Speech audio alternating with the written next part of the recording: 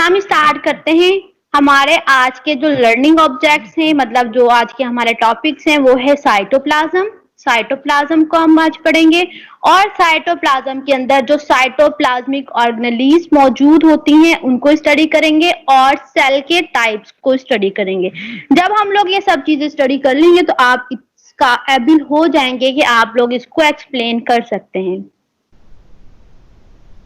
Cytoplasm cytoplasm क्या होता है? साइटोप्लाज्म दो वर्ड्स पर कंसिस्ट होता है। Cyto means cell, plasma means होता है फ्लूइड या थिक सॉल्यूशन।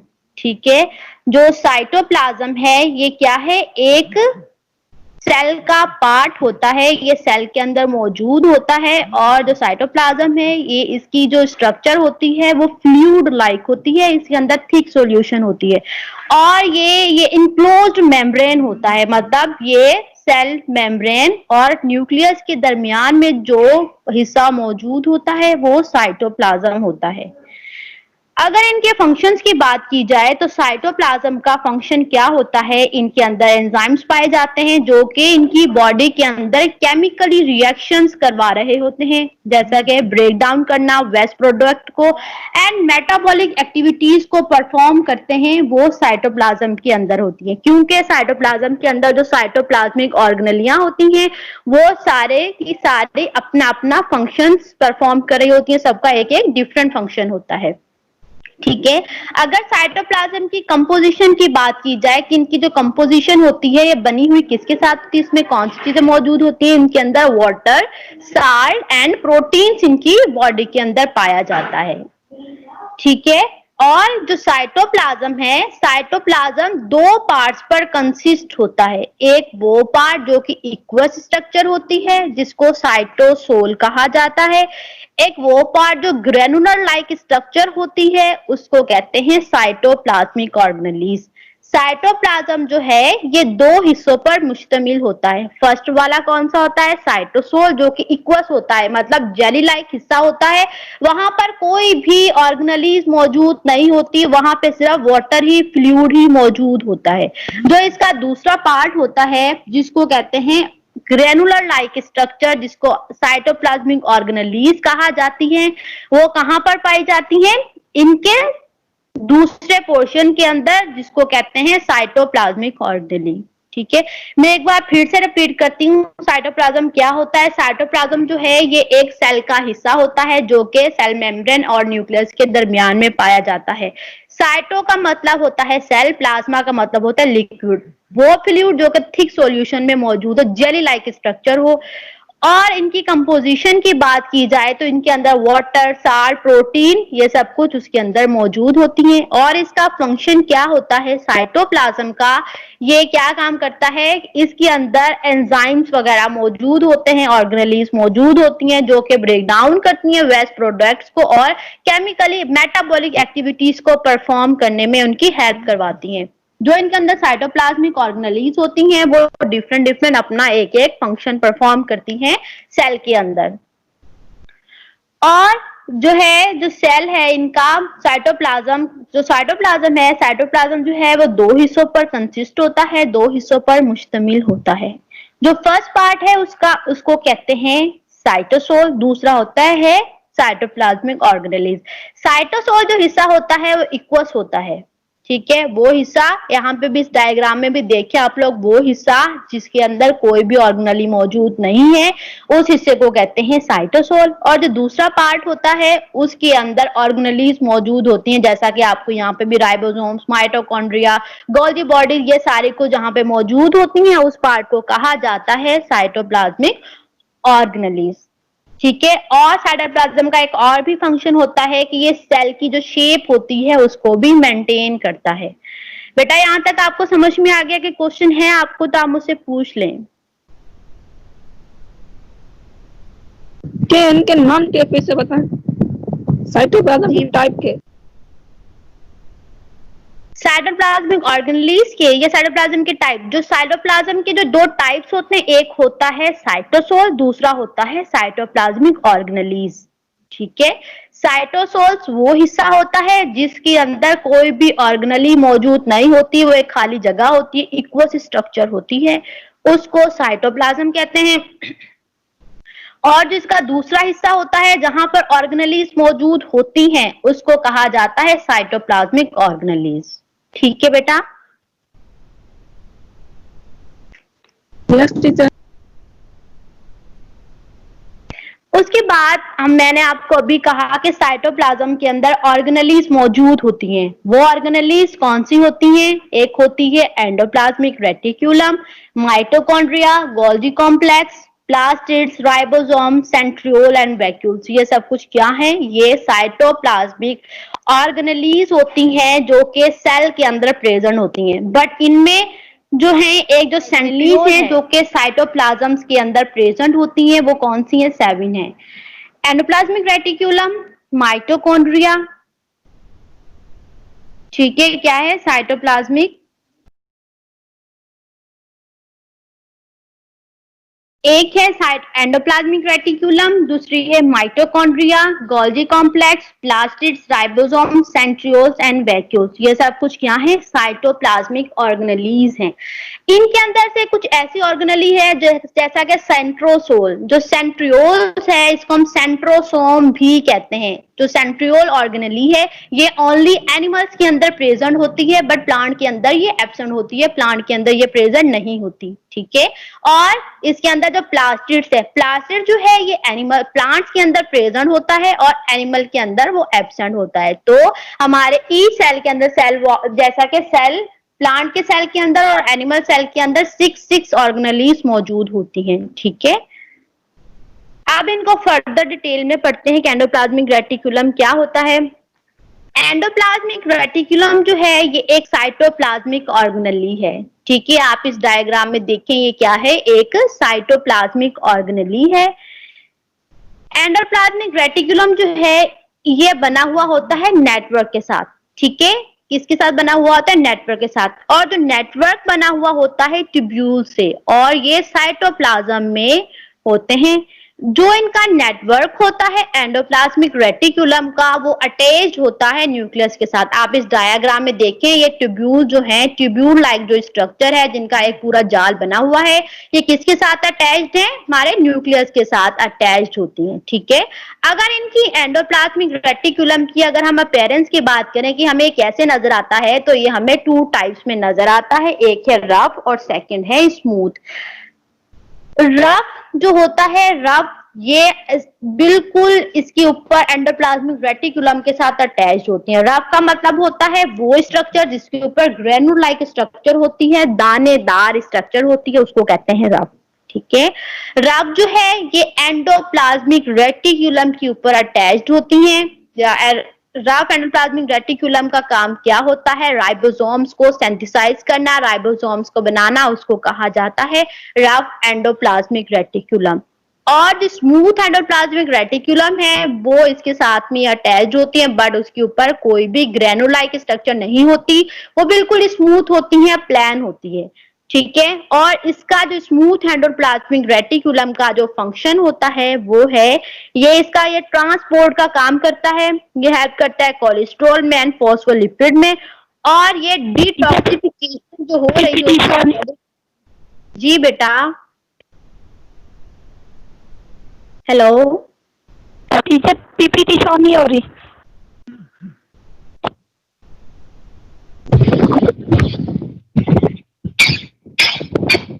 आप शो आपके पास? No teacher. लोगों के पास पीपीटी शो हो रही है? Yes teacher. जी बेटा। Yes teacher. Yes teacher. Okay बेटा, गुड। अस्मा बेटा आप अपने दोबारा से इसको ज्वाइन करें तो आपके पास शो हो जाएगी पीपीटी। ठीक है।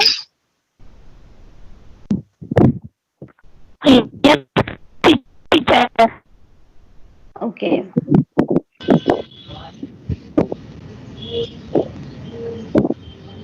ठीक है। हम बात कर रहे थे एंडोप्लाज्मिक रेटिकुलम की। जी नरेश बेटा आप कुछ कहना चाह रहे हैं?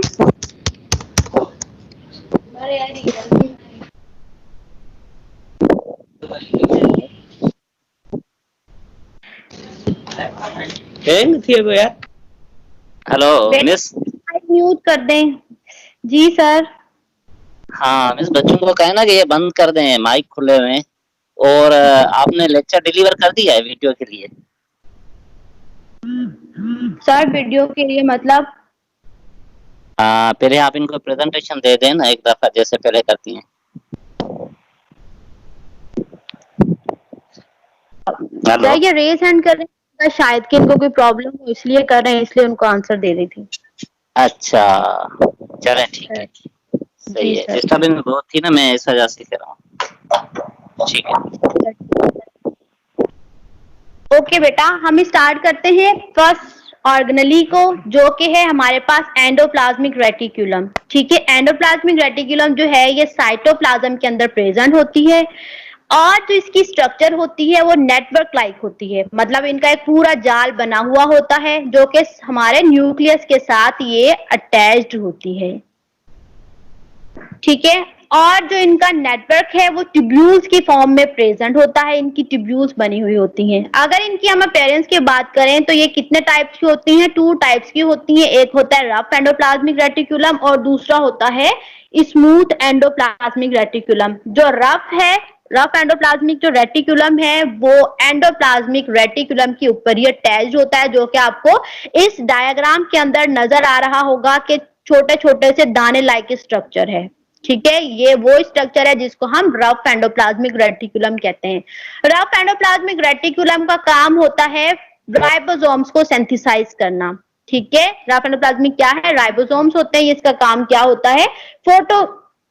काम क्या होता है कि ये करता है प्रोटीन्स को सिंथेसाइज। ठीक है, उसके बाद उसकी दूसरी स्ट्रक्चर है, उसको कहा जाता है स्मूथ एंडोप्लाज्मिक रेटिकुलम। जो स्मूथ एंडोप्लाज्मिक रेटिकुलम है इसका जो फंक्शन होता है ट्रांसपोर्ट करने का, ये हेल्प करता है कोलेस्ट्रॉल को, फॉस्फोलिपिड को ट्रांसफर करने की एक जगह से दूसरी जगह में, और ये जो डिटॉक्सिफिकेशन हो रही होती है इस ऑर्गेनेली के अंदर, इस सेल के अंदर, उनको रिमूव करने में भी हेल्प करता है। और जो स्मूथ एंडोप्लाज्मिक रेटिकुलम का फंक्शन होता है ये प्रोवाइड करता है मैकेनिकल सपोर्ट को सेल के अंदर और उनकी शेप को मेंटेन करता है सेल की। ठीक है, और ये ट्रांसपोर्ट करता है आरएनए को, आरएनए को भी ट्रांसपोर्ट करता है न्यूक्लियस से दूसरी ऑर्गेनेलीज तक सेल के अंदर। तो इसका फंक्शन था स्मूथ एंडोप्लाज्मिक रेटिकुलम के ये फंक्शंस है।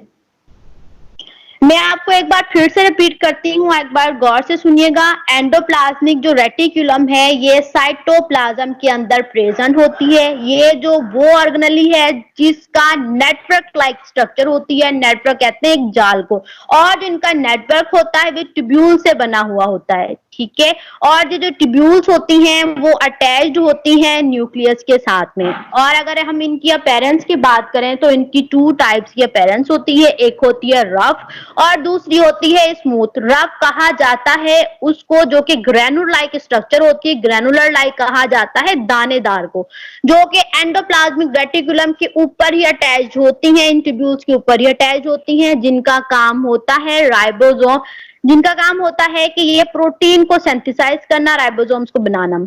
ठीक है, उसके साथ में हमारे पास इसका दूसरा टाइप है जिसको कहा जाता है स्मूथ एंडोप्लाज्मिक रेटिकुलम। ठीक है, स्मूथ एंडोप्लाज्मिक रेटिकुलम ट्रांसपोर्टेशन का काम करते हैं।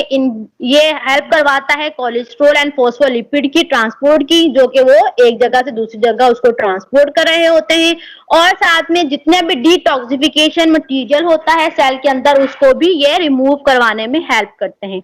और इसका एक और फंक्शन होता है, it also provide mechanical support. ये क्या करता है? मैकेनिकल सपोर्ट भी देते हैं सेल को और उनकी शेप को मेंटेन भी करते हैं। और ये ट्रांसपोर्ट करते हैं आरएनए को न्यूक्लियस से लेकर दूसरे ऑर्गेनेलीज तक, वो भी हमारे पास स्मूथ एंडोप्लाज्मिक रेटिकुलम का ही काम करते हैं।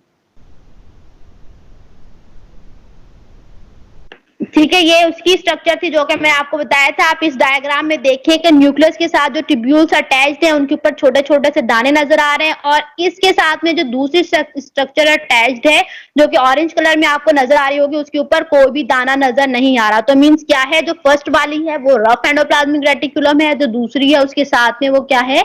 स्मूथ एंडोप्लाज्मिक रेटिकुलम है। ठीक है, और ये स्टोरेज का काम भी करते हैं, लिपिड्स को स्टोर भी करते हैं जो कि एंडोप्लाज्मिक रेटिकुलम होते हैं। अब आ जाते हैं गोल्जी अपरटस पे। गोल्जी अपरटस जो है इसको हम गोल्जी बॉडीज भी कहते हैं, गोल्जी अपरटस भी कहते हैं और गोल्जी कॉम्प्लेक्स भी कहा जाता है। ये एक साइंटिस्ट थे गोल्जी कमेलियो, उस साइंटिस्ट ने इसको डिस्कवर किया था। जब इसको डिस्कवर किया तो उसने इसका नाम ही क्या रख दिया गया कि गोल्जी अपरटस या गोल्जी बॉडीज, या फिर इसको गोल्जी कॉम्प्लेक्स भी कहा जाता है। जो ये गोल्जी बॉडीज है, जो गोल्जी अपरटस है, ये मेम्ब्रेन बाउंडेड ऑर्गेनेल है। मींस ये एक मेम्ब्रेन बाउंडेड ऑर्गेनेल्स होता है, इसके बाहर एक फुल मेम्ब्रेन बनी हुई होती है और ये स्टैक फ्लेंटेड मेम्ब्रेन होता है। ठीक है, स्टैक प्लेटेड, आप इस डायग्राम में देखें तो आपको ये नजर आ रही हो कि stack plated sac like bodies होती हैं इनकी, तो उसको कहा जाता है स्टैक प्लेटेड मेम्ब्रेन। और स्टैक प्लेटेड मेम्ब्रेन को कहते हैं क्रिस्टर्निया। ठीक है, क्या कहा जाता है? स्टैक फ्लैटेड मेम्ब्रेन को, जो आपको यहाँ पे नजर आ रही है सैक लाइक मेम्ब्रेन है, पहले सैक बने हुए फिर एक पूरी मेम्ब्रेन बनी है, ट्यूब बनी हुई है, उसको कहा जाता है सिस्टर्नी। ठीक है, इनके अंदर जो खाली जगह होती है सिस्टर्नी के अंदर उसको कहते हैं ल्यूमन। क्या कहा जाता है? उसको ल्यूमन। ठीक है, ये जो एक सैक लाइक बाउंडेड मेम्ब्रेन है इसको कहते हैं सिस्टर्नी और इन्हीं मेम्ब्रेन के अंदर जो खाली स्पेस आपको नजर आ रही है उसको कहा जाता है सिस्टर्नी। ठीक है, और जिसके अंदर खाली जगह आपको नजर आ रही है उसको क्या कहते हैं? ल्यूमन कहते हैं। और ये कैसे ट्रांसपोर्ट करता है? वेसिकल के जरिए ट्रांसपोर्ट करता है। वेसिकल एक मेम्ब्रेन होती है जिसके जरिए ये ट्रांसपोर्ट करता है मटेरियल्स को एक जगह से दूसरी जगह, जो कि गोल्जी अपरटस जो होते हैं, गोल्जी बॉडीज जो होती हैं, वो किस चीज को ट्रांसफर करती हैं? वो करती हैं, ये पैकेजेस बनाती हैं कार्बोहाइड्रेट के और लिपिड्स के। फिर जब कार्बोहाइड्रेट को लिपिड्स के पैकेट्स बनाने के बाद उनको मॉडिफाई करके ये एक जगह से दूसरी जगह ट्रांसफर कर देती हैं, उसको कहा जाता है गोल्जी बॉडीज। मैं आपके ठीक है, मैं एक बार फिर से रिपीट करती हूँ कि गोल्जी बॉडीज क्या होती हैं। गोल्जी बॉडीज जो हैं, इसका गोल्जी बॉडीज को गोल्जी अपरटस भी कहते हैं, गोल्जी बॉडीज भी कहा जाता है, गोल्जी कॉम्प्लेक्स भी कहा जाता है। इसके 3 नाम हैं। ठीक है, गोल्जी को जो जिसने डिस्कवर किया था वो एक साइंटिस्ट थे गोल्जी कमेलियो। उसने जब इसको डिस्कवर किया तो उसने अपने नाम से ही इस ऑर्गेनेली का नाम रख दिया था। ठीक है, कमेलियो गोल्जी। उसके बाद में ये जो गोल्जी बॉडीज होती हैं ये मेम्ब्रेन बाउंडेड ऑर्गेनेली है, मतलब इसके बाहर एक फुल मेम्ब्रेन बनी हुई होती है और ये क्या है? स्टैक फ्लेंटेड मेम्ब्रेन होती है। जैसा कि आपको यहाँ पे नजर आ रहा होगा, इसके छोटे छोटे स्टैक्स बने हुए हैं, सैक लाइक स्ट्रक्चर होती है, बॉक्स बने हुए हैं और उसकी एक पूरी बड़ी ट्यूब बनी हुई है। तो इस वाली मेम्ब्रेन को क्या कहा जाता है? सिस्टर्नी कहा जाता है। और इसी के अंदर जो खाली स्पेस है, इन दो मेम्ब्रेन्स के दरमियान में जो खाली जगह होती है उसको कहा जाता है ल्यूमन। और ये ट्रांसपोर्ट करता है मटेरियल्स को। वो कैसे मटेरियल्स को ये ट्रांसपोर्ट करता है? वो करता है वेसिकल्स के जरिए।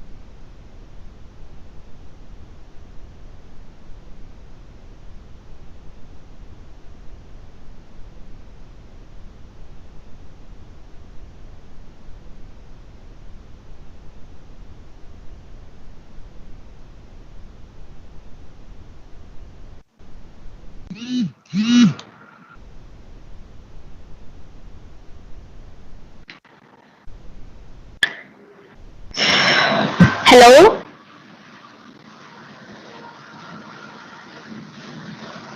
यस टीचर, बेटा आवाज आ रही है आपको? Yes teacher, yes teacher. Okay,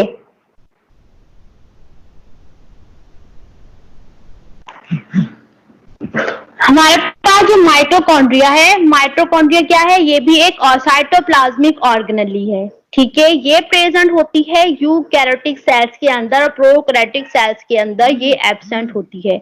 जो माइटोकॉन्ड्रिया है ये क्या करती है कि इसकी ये डबल मेम्ब्रेन स्ट्रक्चर होती है। जो फर्स्ट मेम्ब्रेन होती है वो प्लेन होती है और जो इसकी सेकंड मेम्ब्रेन होती है वो इनफोल्डेड होती है, मतलब फोल्ड हुई होती है। उस मेम्ब्रेन को कहा जाता है क्रिस्टिया। और जो इसके अंदर मटेरियल मौजूद होता है उसको कहते हैं मैट्रिक्स। ठीक है, मैट्रिक्स एक फ्लूइड लाइक स्ट्रक्चर होती है जो कि इनके मेम्ब्रेन के सेंटर में मौजूद होती है। और अगर इनके फंक्शंस की बात करें तो माइटोकॉन्ड्रिया को power house of the cell भी कहा जाता है। Power house of the cell इसीलिए कहा जाता है क्योंकि इसके अंदर जो एनर्जी होती है और एनर्जी ये बनाते भी हैं और पूरे सेल्स को परफॉर्म भी करते हैं। इसके अंदर एनर्जी बनाने के लिए मॉलिक्यूल्स प्रेजेंट होते हैं जो कि एटीपी के मॉलिक्यूल्स होते हैं। एटीपी कहा जाता है एडिनो ट्राइफॉस्फेट को, जो कि एनर्जी को बना रहे होते हैं और पूरे सेल को एनर्जी को क्या करते हैं, एक जगह से दूसरी जगह ट्रांसफर भी करते हैं। ठीक है बेटा, और इसके अंदर जो सेलुलर रेस्पायरेशन भी होती है। सेलुलर रेस्पायरेशन कहा जाता है सेल के अंदर रेस्पायरेशन जिसको हम कहते हैं एरोबिक रेस्पायरेशन। एरोबिक रेस्पायरेशन वो रेस्पायरेशन होती है जिसके अंदर ऑक्सीजन प्रेजेंट होता है।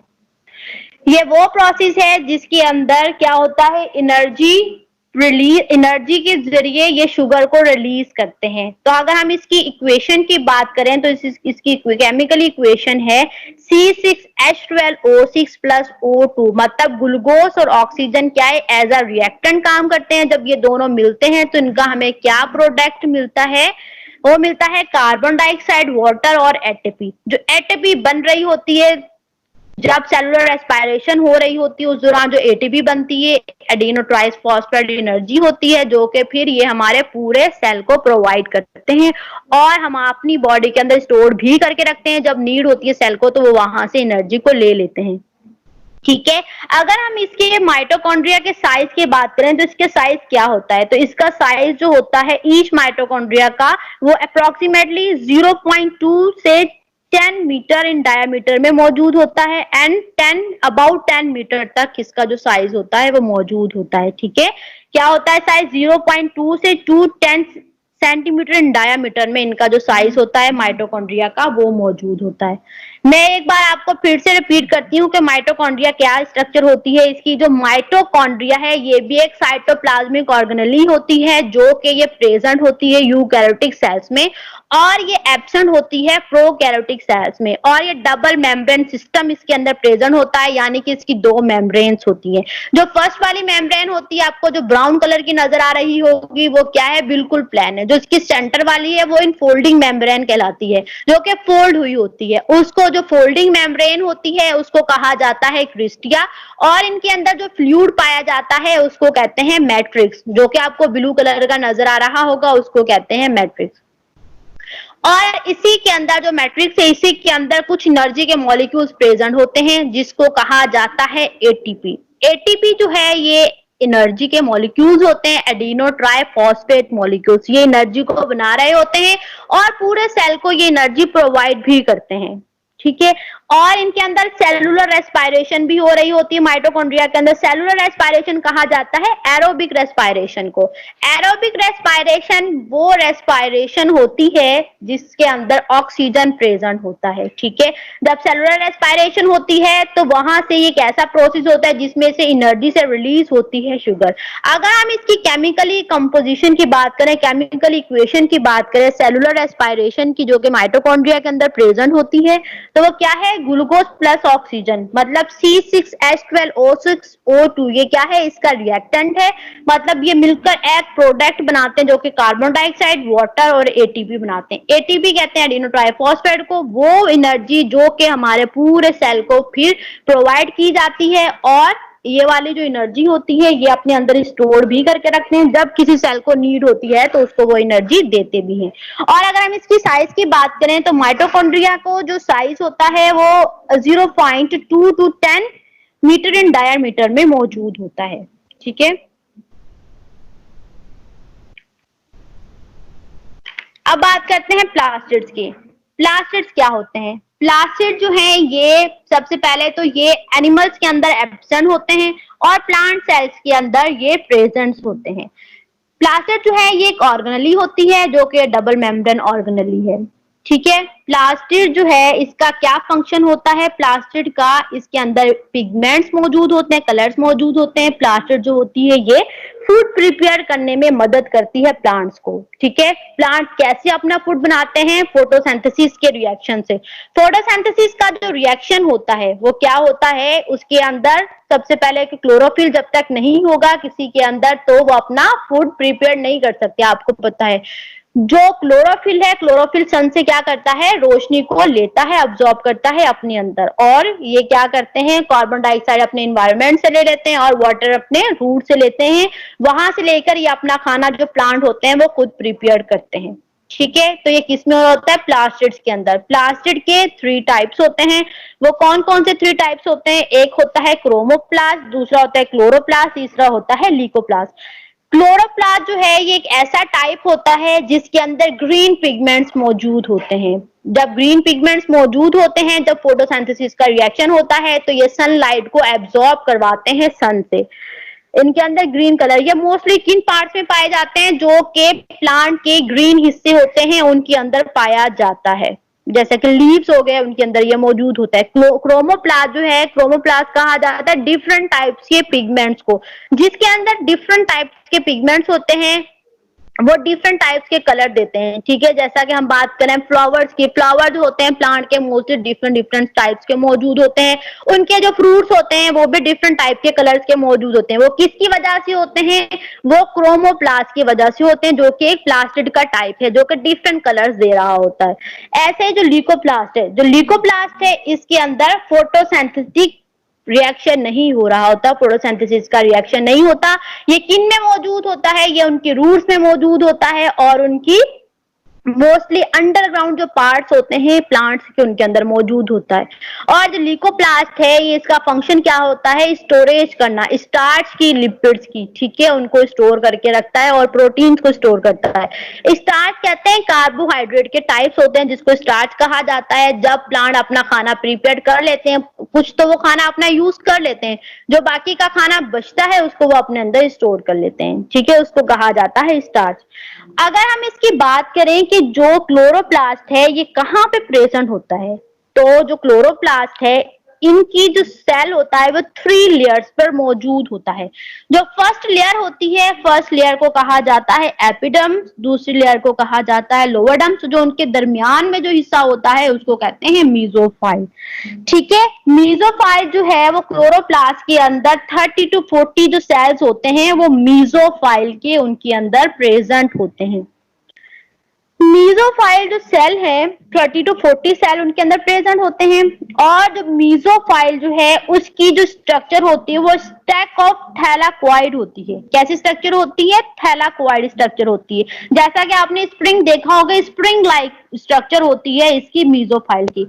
और जो मीजोफाइल है इसके अंदर क्लोरोप्लास्ट के जो ग्रीन पिगमेंट्स होते हैं वो मीजोफाइल के अंदर प्रेजेंट होते हैं, जिसकी वजह से जो सूरज होता है सन से जो रोशनी को एब्जॉर्ब करते हैं वो मीजोफाइल की वजह से ही अपनी बॉडी के अंदर करवा रहे होते हैं। ठीक है, यहाँ तक समझ में आ गया आप सबको? ये कहाँ पे प्रेजेंट होता है?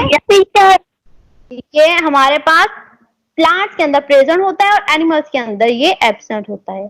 अब बात करते हैं राइबोसोम्स की। राइबोसोम्स क्या है? ये भी एक ऑर्गेनेली होती है जो कि सेल के अंदर ये प्रेजेंट होती है। और अगर इसकी लोकेशन की बात की जाए कि ये कहाँ पे प्रेजेंट होता है, तो ये प्रेजेंट होती है मोस्टली एंडोप्लाज्मिक रेटिकुलम के साथ में, और ये फ्रीली भी साइटोप्लाज्म के अंदर अब मूव कर रही होती है। जैसा कि मैंने आपको पहले ही बताया था, जो राइबोसोम है वो एंडोप्लाज्मिक रेटिकुलम के साथ भी अटैच होते हैं और ये फ्रीली भी मूव कर रहे होते हैं उसके अंदर। उसको कहा जाता है कि ये क्या है? राइबोसोम्स हैं। उसके बाद में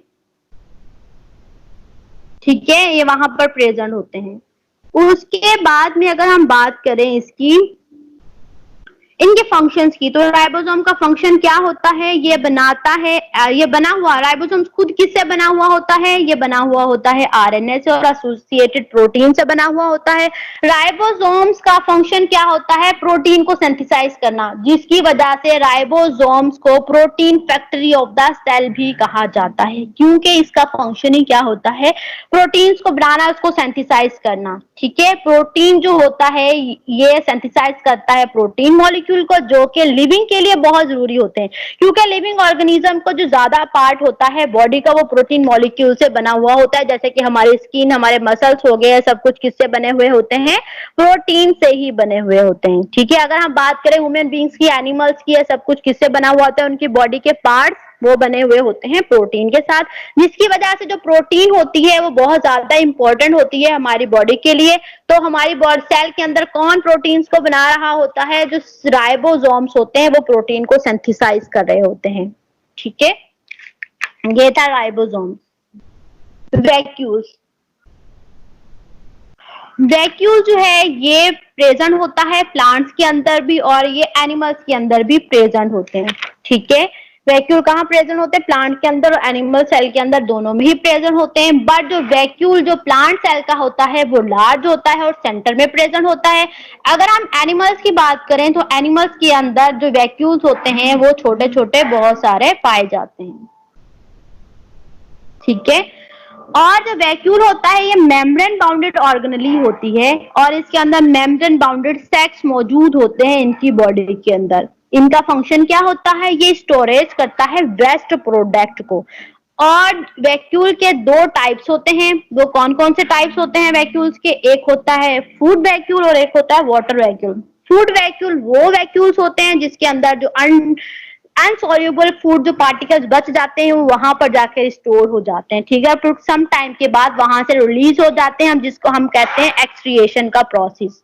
ठीक है, और ये एक वो डाइजेशन या फिर हम एक्सक्रिएशन कहते हैं। और उसके बाद में वो प्रोसेस जो कि इनसॉल्युबल वाटर, जो वाटर बच जाता है हमारी बॉडी के अंदर जो यूज नहीं होता, वो जाकर वाटर वैक्यूल के अंदर जाकर स्टोर हो जाता है। मोस्टली जो इस वैक्यूल के अंदर, प्लांट के अंदर, अगर हम प्लांट की बात करें तो प्लांट का जो वैक्यूल होता है उसके अंदर जो वाटर स्टोर करते हैं ऑर्गेनेलीज, उसका रेशियो, हम उसकी वॉल्यूम की बात करें तो 80 to 90% उसके अंदर प्रेजेंट होता है। ठीक है, टोनोप्लास्ट, और इसके अंदर एक और भी हिस्सा होता है इसी के अंदर, उसको कहते हैं टोनोप्लास्ट। ये टोनोप्लास्ट जो है एक मेम्ब्रेन से बना हुआ होता है, जो इसका काम क्या होता है, स्टोर करना। ठीक है, ये क्या किसको स्टोर करते हैं, साल्ट को, मिनरल्स को, प्रोटीन्स को, न्यूट्रिएंट्स, पिगमेंट, मतलब ये जितनी भी चीजें होती हैं जो इनसॉल्युबल होती हैं उनको सबको अपनी बॉडी के अंदर ये अटैच कर लेती हैं।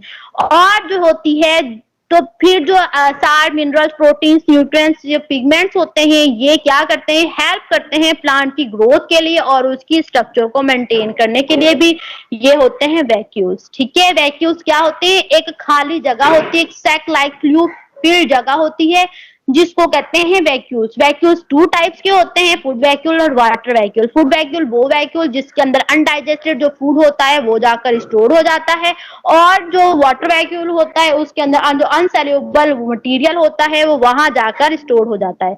अगर हम प्लांट की बात करें तो प्लांट के अंदर 80 to 90% वाटर उसमें स्टोर हो जाता है। ठीक है, और जो इनके अंदर स्टोर चीजें होती हैं वो salt, minerals, protein, nutrient, pigment होती हैं, जो कि प्लांट की ग्रोथ के लिए उनकी हेल्प भी करवाती है और उनकी स्ट्रक्चर को मेंटेन भी करती हैं।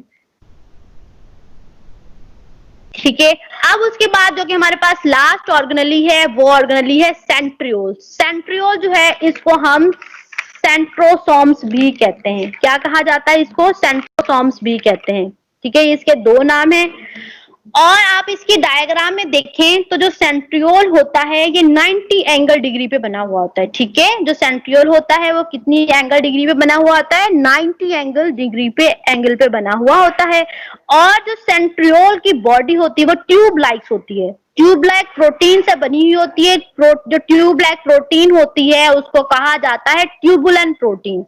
क्या कहा जाता है? जो इनकी बॉडी होती है वो ट्यूब से बनी होती है, ट्यूब्स प्रोटीन से बनी हुई होती है, और उन ट्यूबलाइक प्रोटीन्स को कहते हैं ट्यूबुलेंट प्रोटीन। और उन्हीं ट्यूबुलेंट प्रोटीन्स के अंदर माइक्रोट्यूब्यूल्स भी होते हैं जो कि उनके सेंट्रियोल के अंदर मौजूद होते हैं। और इनकी बॉडी के अंदर जो सेंट्रियोल्स को बना रहे होते हैं उनके 9 ग्रुप्स होते हैं माइक्रोट्यूब्यूल्स के उनकी बॉडी के अंदर, ठीक है। और ये 9 ग्रुप मिलके ट्यूब्यूल बनाते हैं, और हर एक ग्रुप के अंदर 3 माइक्रोट्यूब्यूल्स भी होती हैं जो कि उनके सेंट्रियोल्स को बना रही होती हैं। आप इस डायग्राम में देखें तो यहाँ पे 9 ग्रुप बने हुए हैं ट्यूब्यूल्स के, मतलब ट्यूब्यूल्स के और उनकी ट्यूब लाइक स्ट्रक्चर्स के, और उनके हर एक ट्यूब्यूल के साथ 3 माइक्रोट्यूब्यूल्स भी अटैच्ड हैं जो कि मिलकर क्या बना रही होती हैं? सेंट्रियोल्स को बना रही होती हैं। मैं एक बार फिर से आपके साथ में रिपीट कर देती हूँ। सेंट्रियोल जो है इसको सेंट्रोसोम्स भी कहा जाता है। ये प्रेजेंट होता है एनिमल सेल के अंदर और ये एब्सेंट होता है प्लांट सेल के अंदर, ठीक है। जो इनकी स्ट्रक्चर होती है वो किससे बनी होती है? ट्यूब लाइक प्रोटीन से, जिसको कहते हैं ट्यूबुलेंट प्रोटीन्स, ठीक है। यही जो इनके अंदर माइक्रोट्यूब्यूल्स भी प्रेजेंट होते हैं, और इनकी स्ट्रक्चर बनाने के लिए 9 ग्रुप जो होते हैं वो माइक्रोट्यूब्यूल्स के पाए जाते हैं, और उनके अंदर इन्हीं 9 ग्रुप की जो ट्यूब्यूल्स होती हैं उनके अंदर 3 माइक्रोट्यूब्यूल्स भी होती हैं जो कि मिलकर इनकी स्ट्रक्चर बना रही होती हैं। और ये कहाँ पर परफॉर्म करती हैं? जब ड्यूरिंग सेल डिवीजन, जब सेल डिवीजन हो रही होती है तो ये वहां पर जब स्पाइंडल फाइबर्स बनते हैं सेल डिवीजन के अंदर। सेल डिवीजन कहा जाता है जब सेल डिवाइड हो रहा होता है, एक प्रोसेस चल रहा होता है जो कि हम नेक्स्ट सेशन में उसको स्टडी करेंगे। फिलहाल आप इतना ही समझिए, जो सेल डिवीजन के अंदर सेंट्रियोल का एक इंपॉर्टेंट रोल होता है। जब स्पाइंडल फाइबर्स बनते हैं, स्पाइंडल फाइबर के साथ ये क्या करता है? क्रोमोसोम जो जा रहे होते हैं उसको मूव करवाता है एक जगह से दूसरी जगह में, ठीक है। क्या काम करता है? ये सेंट्रियोल जो होते हैं इसका बहुत ही इंपॉर्टेंट फंक्शन होता है सेल के अंदर। और ये क्या फंक्शन अदा कर रहा होता है कि ये जब स्पाइंडल फाइबर्स बन रहे होते हैं सेल के अंदर, उसको एक जगह से दूसरी जगह भेजने में, क्रोमोसोम्स को मूव करवाने में उनकी हेल्प करवाता है। ओके बेटा, अब नेक्स्ट चलते हैं। Types of cell. सेल के कितने टाइप्स होते हैं? जैसा कि हमने अभी पहले ही पढ़ा था, सेल के दो सेल जो होता है बेसिक फंडामेंटल यूनिट है हमारी बॉडी का। तो सेल जो है, सेल के कुछ मेन टाइप्स भी होते हैं जो कि 2 टाइप्स होते हैं, ठीक है। एक होता है यूकैरियोटिक और दूसरा होता है प्रोकैरियोटिक। अब हम पहले पढ़ते हैं कि यूकैरियोटिक और प्रोकैरियोटिक सेल में डिफरेंस क्या होता है। बेसिकली हम बात करें ऑर्गेनिज्म को के लिहाज से, तो सबसे पहले अगर हम देखें तो ऑर्गेनिज्म की भी 2 कैटेगरीज होती हैं। कुछ ऑर्गेनिजम्स ऐसी होते हैं जो यूकैरियोटिक होते हैं और कुछ ऐसे ऑर्गेनिजम्स होते हैं जो कि प्रोकैरियोटिक होते हैं। सो ऐसे ऑर्गेनिज्म जो यूकैरियोट्स होते हैं उनमें जो सेल्स पाए जाते हैं वो यूकैरियोटिक सेल्स होते हैं, और जो ऐसे ऑर्गेनिज्म जो प्रोकैरियोट्स होते हैं उनमें प्रोकैरियोटिक सेल्स पाए जाते हैं। 2 कैटेगरीज होती हैं एनिमल की, एक यूकैरियोटिक और एक प्रोकैरियोटिक। यूकैरियोट्स में यूकैरियोटिक सेल्स होते हैं और प्रोकैरियोटिक में प्रोकैरियोटिक सेल्स होते हैं। तो सबसे पहले इनके न्यूक्लियस के लिहाज से बात की जाए तो 2 कैटेगरीज इनकी प्रोकैरियोटिक और एंड यूकैरियोटिक सेल्स होते हैं। सबसे पहले हम प्रोकैरियोटिक सेल्स की बात करते हैं, ठीक है। क्या करते हैं? सबसे पहले हम प्रोकैरियोटिक सेल की बात करें तो प्रोकैरियोटिक सेल क्या होता है? बेसिकली जो प्रोकैरियोटिक होते हैं उसमें 2 वर्ड्स हैं, ठीक है। प्रोकैरियोट्स में क्या है? 2 वर्ड्स पर ये कंसिस्ट करता है। First word is pro and second word is karyotic, ठीक है। फर्स्ट वर्ड क्या है? प्रो है, और जो दूसरा वर्ड है वो क्या है? कैरियोटिक है। बेसिकली प्रो का मतलब होता है बिफोर, मतलब पहले, and the word karyotic drive from karyon. जो वर्ड है ये लिया गया है किससे? कैरियन से। ये वर्ड निकला है किससे? कैरियन से। कैरियन का मतलब होता है न्यूक्लियस, ठीक है। प्रो का मतलब हो गया बिफोर, प्रोकैरियोटिक। प्रो का मतलब हो गया बिफोर और कैरियोटिक का मतलब कैरियन। कैरियन का क्या मतलब होता है? न्यूक्लियस। तो हम किसकी बात कर रहे हैं? न्यूक्लियस की बात कर रहे हैं। यानी कि ऐसे एनिमल्स जिनमें प्रोकैरियोटिक सेल्स पाए जाते हैं और इनमें ट्रू न्यूक्लियस नहीं होता है, बिफोर न्यूक्लियस, जो न्यूक्लियस से पहले वो इवॉल्व हुए हैं, ऐसे एनिमल जिनमें ट्रू न्यूक्लियस ना पाया जाए वो होते हैं प्रोकैरियोटिक ऑर्गेनिज्म। ठीक है, प्रोकैरियोटिक ऑर्गेनिज्म कौन से ऑर्गेनिजम्स होते हैं? जिनके अंदर ट्रू न्यूक्लियस नहीं होता, बल्कि बिफोर न्यूक्लियस, मतलब न्यूक्लियस बनने से पहले ही जिनकी बॉडी इवॉल्व हो जाती है, उसको कहा जाता है प्रोकैरियोटिक न्यूक्लियस। और इनमें से जो सेल्स पाए जाते हैं उनको कहते हैं प्रोकैरियोटिक सेल्स। इसमें कौन आ जाता है प्रोकैरियोटिक सेल्स में? जो कि बैक्टीरिया हैं, साइनोबैक्टीरिया वगैरह जो सब हैं, वो किस में आ जाते हैं? प्रोकैरियोटिक में आ जाते हैं। जितने भी बैक्टीरिया हैं वो सब के सब प्रोकैरियोटिक हैं, इनमें ट्रू न्यूक्लियस मौजूद नहीं होता। इसी तरह अगर हम बात करें यूकैरियोटिक की, तो ये भी दो वर्ड्स में कंसिस्ट होता है। ठीक है, आपको फर्स्ट वाला समझ में आ गया होगा प्रोकैरियोटिक क्या होता है। Pro means before, karyotic means carry on, तो उसको कहते हैं न्यूक्लियस। वो ऑर्गेनिज्म जिनका जो न्यूक्लियस होता है वो वेल डेवलप्ड नहीं होता, उसको कहा जाता है प्रोकैरियोटिक। और यूकैरियोटिक जो है, अब हम बात करते हैं कि यूकैरियोटिक क्या होते हैं। यूकैरियोटिक भी ऐसे सेल होते हैं जो कि दो वर्ड्स पर मुश्तमिल होते हैं, कंसिस्ट होते हैं। फर्स्ट वर्ड क्या होता है? यू। सेकंड वर्ड जो होता है कैरियोटिक। ठीक है, यू का मतलब क्या होता है? ट्रू। कैरियोटिक का मतलब होता है न्यूक्लियस। ऐसे सेल जिसमें ट्रू न्यूक्लियस अवेलेबल हो वो यूकैरियोटिक है।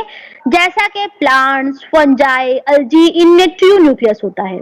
ठीक है, यूकैरियोटिक के अंदर कौन कौन सी चीजें आ जाती हैं? प्लांट्स, एनिमल्स, इसका फंजाई, अल्जी, इनके अंदर ट्रू न्यूक्लियस होता है, तो ये सारी यूकैरियोटिक सेल्स होती हैं। अब बात करते हैं इनकी ऑर्गेनेली के हिसाब से।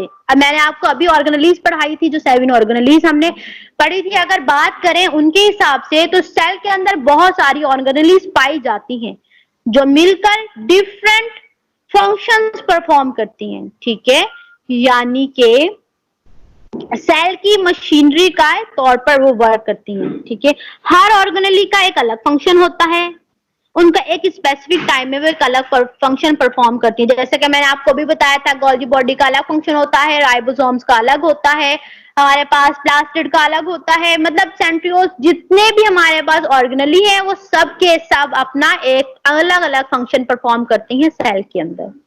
ठीक है, हर ऑर्गेनेली का एक अलग फंक्शन होता है स्पेसिफिक टाइम में। अब ऑर्गेनेली की बात करें तो दो सेल्स को रिलेट करते हैं कि यूकैरियोटिक और प्रोकैरियोटिक में ऑर्गेनेलीज कैसी होती हैं।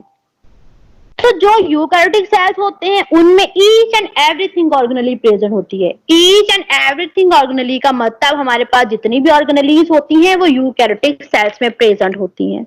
ठीक है, जैसा कि माइटोकॉन्ड्रिया हो गया, राइबोसोम्स हो गया, हमारे पास एंडोप्लाज्मिक रेटिकुलम हो गया, गोल्गी बॉडी, सेंट्रियोल्स, माइटोकॉन्ड्रिया, जितनी भी ऑर्गेनेलीज हैं वो सारे यूकैरियोटिक में प्रेजेंट होती हैं। अगर इसी तरह हम बात करें प्रोकैरियोटिक सेल की, तो उनमें कोई भी मेम्ब्रेन बाउंडेड ऑर्गेनेली मौजूद नहीं होती है। मेम्ब्रेन बाउंडेड मतलब न्यूक्लियर बाउंडेड मेम्ब्रेन नहीं होती है, तो उनके अंदर उसको कहा जाता है प्रोकैरियोटिक। और जिसके अंदर मेम्ब्रेन बाउंडेड ऑर्गेनेलीज होती हैं उसको कहा जाता है यूकैरियोटिक। बाउंडेड मेम्ब्रेन ऑर्गेनेलीज नहीं पाई जाती, तो प्रोकैरियोटिक में अगर देखें तो प्रोकैरियोटिक की जर्नल स्ट्रक्चर कैसी होती है। ठीक है, अब हम इसकी ड्रा करते हैं कि इसकी जर्नल स्ट्रक्चर कैसी होती है। मैं आपके साथ स्क्रीन शेयर करती हूँ, तो मैं आपको ड्रा करके बताती हूँ कि इसकी जर्नल स्ट्रक्चर कैसी होती है। ठीक है,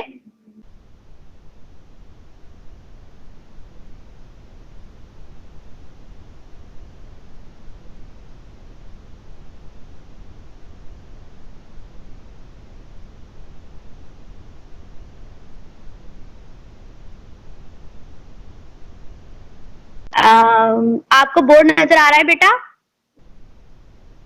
यस टीचर। ठीक है, अब हम देखते हैं कि प्रोकैरियोटिक जर्नल स्ट्रक्चर कैसी होती है। ठीक है, हम ड्रा करते हैं। यहाँ पे देखिए, एक हम यहाँ पे स्ट्रक्चर बनाते हैं। ठीक है, ये क्या बनाया है? सेल। उसके अंदर ये क्या बनाया है? एक उसका मेम्ब्रेन बनाइए। तो ये क्या है? बाहर वाली सेल वॉल है, और ये अंदर वाली क्या है? ये उसकी सेल मेम्ब्रेन है। ठीक है, और ये क्या है? फ्लैजिलम है। ये हमने क्या बनाया है? ये है फ्लैजिलम। ठीक है, ये फ्लैजिलम है। ये हमने किसकी बॉडी ड्रा की है, किसकी जर्नल स्ट्रक्चर ड्रा की है, ये हमने ड्रा की है प्रोकैरियोटिक सेल्स की। ठीक है, फ्लैज सेल वॉल होती है, सेल मेम्ब्रेन है और उसकी फ्लैजिला है।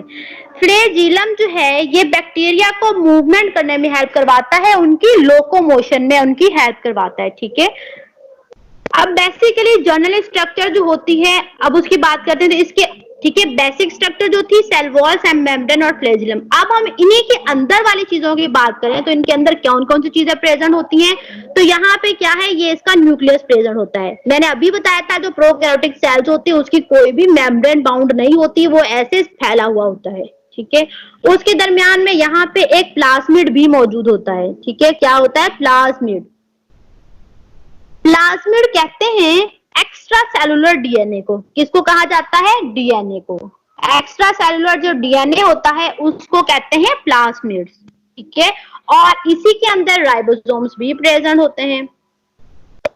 और इसके अंदर क्या चीज प्रेजेंट होती है, डीएनए भी प्रेजेंट होता है। ठीक है, क्या होता है, राइबोसोम्स और डीएनए प्रेजेंट होते हैं। ये क्या है, राइबोसोम्स है। राइबोसोम्स पाए जाते हैं सिर्फ इसके अंदर। ऑर्गेनेली में से कौन सी ऑर्गेनेली इसके अंदर पाई जाती है, ओनली राइबोसोम्स पाए जाते हैं। ठीक है, बाकी की जो यूकैरियोटिक की अगर हम बात करते हैं तो यूकैरियोटिक के अंदर सब की सब ऑर्गेनेलीज पाई जाती हैं। तो ये क्या था, इसका बेसिक स्ट्रक्चर था, ये हमने एक स्ट्रक्चर ड्रा की है सेल की। तो ये बाहर वाला सेल वॉल है, अंदर वाला सेल मेम्ब्रेन है और उसके दरमियान न्यूक्लियस, राइबोसोम्स और डीएनए प्रेजेंट है। और ये क्या था, फ्लैजिला था। फ्लैजिला का काम क्या होता है, जो बैक्टीरिया होता है वो जो लोकोमोशन करते हैं, मूवमेंट करते हैं एक जगह से दूसरी जगह, वो बैक्टीरिया के वजह से ही करते हैं। ठीक है, सिर्फ राइबोसोम्स इसके अंदर पाई जाती है। राइबोसोम्स भी क्यों पाई जाती है, क्योंकि राइबोसोम जो होता है वो बाउंडेड मेम्ब्रेन ऑर्गेनेली नहीं होती, क्योंकि उसकी कोई मेम्ब्रेन नहीं होती, इसी वजह से वो इसी के अंदर पाया जाता है। ठीक है, वो टिनी पार्टिकल्स होते हैं जो कि इन सेल्स के अंदर पाए जाते हैं। अदरवाइज जो बाउंडेड मेम्ब्रेन ऑर्गेनेली होती है वो इनके अंदर प्रेजेंट नहीं होती। ठीक है, इसमें कोई एडिशनल स्ट्रक्चर में जाएं तो लाइक जैसे कि माइटोकॉन्ड्रिया, गोल्जी या फिर कोई और भी, और जितनी भी ऑर्गेनेली होती हैं वो सारी प्रोकैरियोटिक में एग्जिस्ट नहीं करती हैं, बल्कि वो किस में एग्जिस्ट करती हैं, हमारे पास किसमें एग्जिस्ट करती हैं, वो हमारे पास एग्जिस्ट करती हैं यूकैरियोटिक सेल्स में। अब इन्हीं की अगर हम साइज की बात करें तो ये क्या था, ऑर्गेनेली थी। तो प्रोकैरियोटिक में कौन सी ऑर्गेनेली प्रेजेंट होती है, ओनली राइबोसोम्स प्रेजेंट होता है। लेकिन अगर हम उसकी बात करें यूकैरियोटिक की, तो यूकैरियोटिक के अंदर सब चीजें प्रेजेंट होती हैं। ठीक है, अब अगर हम इनके साइज की बात करें तो इनका साइज क्या होता है। ठीक है, साइज के हिसाब से कैसी होती है, साइज के हिसाब से जो यूकैरियोटिक सेल होता है वो 10 टाइम, कितने टाइम, 10 टाइम लार्जर होता है प्रोकैरियोट से। ठीक है, जो अगर हम बात करें साइज के हिसाब से तो जो यूकैरियोटिक सेल्स होते हैं वो 10 टाइम लार्जर होते हैं प्रोकैरियोटिक सेल्स। ठीक है, अब अगर राइबोसोम्स की बात करें तो राइबोसोम्स भी लार्जर होते हैं प्रोकैरियोटिक सेल से। जो यूकैरियोटिक के अंदर जो राइबोसोम्स पाए जाते हैं उनसे छोटे होते हैं प्रोकैरियोटिक के अंदर, और प्रोकैरियोटिक के अंदर जो राइबोसोम्स पाए जाते हैं उनसे बड़े होते हैं यूकैरियोटिक के अंदर। अगर बात करें सेल वॉल की, ठीक है, ये तो थी राइबोसोम्स की बात। अब हम बात करें इनकी सेल वॉल की। जो सेल वॉल होती है ये तो यूकैरियोटिक में भी प्रेजेंट होती है और किसमें प्रेजेंट होती है, प्रोकैरियोटिक के अंदर भी प्रेजेंट होती है। बट इनमें कुछ डिफरेंस होता है। डिफरेंस किस हिसाब से होता है, उनकी केमिकल कंपोजिशन की वजह से। ठीक है, किस वजह से, उनकी केमिकल जो कंपोजिशन होती है उस वजह से। केमिकल कंपोजिशन क्या होती है, जैसा कि हमने प्रीवियस लेक्चर्स में स्टडी किया था कि जो प्लांट की सेल वॉल होती है वो बनी हुई होती है सेलुलोज से। ठीक है, और जो फंजाई की होती है वो काइटिन से और फंगल सेलुलोज से मिलकर बनी हुई होती है। तो किससे बनी हुई होती है, प्लांट की जो सेल वॉल होती है वो सेलुलोज से, और जो फंजाई की होती है वो किससे बनी हुई होती है, फंगल सेलुलोज से बनी हुई होती है। तो ये प्लांट की और जो फंजाई है ये क्या है, दोनों ही यूकैरियोटिक हैं। ऐसे ही अगर हम बात करें बैक्टीरिया की, तो बैक्टीरिया की बनी हुई होती है सेल वॉल पेप्टिडोग्लाइकिन के साथ। ठीक है, अब अगर बात करें सेलुलोज और चाइटिन की, तो ये क्या है, पॉलीसेकेराइड्स हैं, यानी कि ये किससे बने हुए होते हैं, कार्बोहाइड्रेट से बने हुए होते हैं। अगर हम बात करें पेप्टिडोग्लाइकिन की, तो ये क्या है कि सिंपल पॉलीपेप्टाइड की चेन्स होती है और शुगर की चेन होती है जिस पर ये पेप्टिडोग्लाइकिन कंसिस्ट होता है। ठीक है, मैं एक बार फिर से रिपीट करती हूँ, इनकी साइज की जो सेल वॉल तो इन दोनों में ही प्रेजेंट होता है, लेकिन इनकी सेल वॉल की जो केमिकली कंपोजिशन होती है वो डिफरेंट होती है। कैसे डिफरेंट होती है? जो प्लांट की सेल वॉल होती है, वो वाली जो प्लांट की सेल वॉल होती है वो किससे बनी हुई होती है? सेलुलोज से बनी हुई होती है।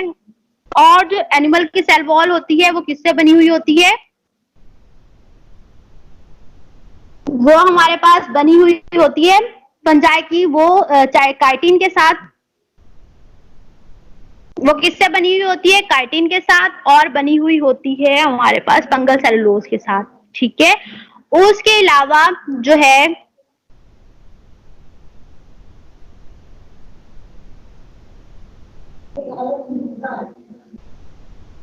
ठीक है, उसके बाद जो हमारे पास बैक्टीरिया है उसकी पेप्टिडोग्लाइकिन के साथ बनी हुई होती है। अगर हम इनकी बात करते हैं कि जो कि हमारे पास सेलुलोज और काइटिन है वो किससे बना हुआ है? वो हमारे पास बना हुआ होता है पॉलीसेक्राइड्स के साथ। पॉलीसेक्राइड्स कहते हैं कार्बोहाइड्रेट्स को। ठीक है, वो किसको कहते हैं? कार्बोहाइड्रेट्स को कहा जाता है। और जो पेप्टिडोग्लाइकिन है इसके अंदर सिंपल चैन होती है पॉलीपेप्टाइड्स की और शुगर्स की, उन पर ये कंसिस्ट होती है। ये थी इनकी केमिकल कॉम्पोजिशन। मतलब कि अब हमने क्या पढ़ा कि प्रोकैरियोटिक सेल्स क्या होते हैं, यूकैरियोटिक सेल्स क्या होते हैं, उनका साइज क्या होता है और उनकी ऑर्गेनेली के हिसाब से यूकैरियोटिक और प्रोकैरियोटिक सेल्स क्या होते हैं। बेटा आप लोगों को क्लियर हो गया यह सब कुछ?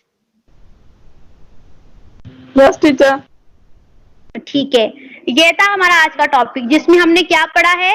साइटोप्लाज्मिक ऑर्गेनेलीज पढ़ी थी और हमने टाइप्स ऑफ सेल्स पढ़े कि सेल के कितने टाइप्स होते हैं। तो हमारे पास कितनी ऑर्गेनेली थी, मैं दोबारा से एक ओवरव्यू कर देती हूँ।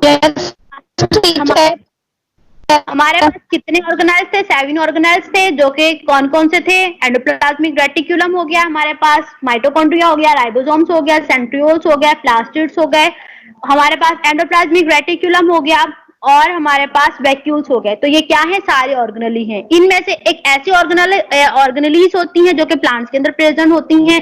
वो कौन सी ऑर्गेनेली है? प्लास्टिड। और वो एनिमल के अंदर एब्सेंट होती हैं। और जो कि एनिमल्स के अंदर प्रेजेंट होती है वो है सेंट्रियोल्स और वो प्लांट के अंदर एब्सेंट होती हैं। और हमने यहाँ पे 2 टाइप्स पढ़े थे सेल के। वो कौन कौन से टाइप्स हमने पढ़े थे अभी सेल के अंदर? वो 2 टाइप से, एक था यूकैरियोटिक और प्रोकैरियोटिक सेल। और उनकी हमने क्या पढ़ी है? उनकी साइज के हिसाब से पढ़ा और उनको ऑर्गेनेली के हिसाब से पढ़ा और ऑर्गेनिज्म के हिसाब से देखा तो वो क्या थे? प्रोकैरियोटिक और यूकैरियोटिक सेल्स। ठीक है बेटा, यहाँ तक आप सबको क्लियर हो गया? कोई क्वेश्चन है तो आप मुझसे पूछ सकते हैं।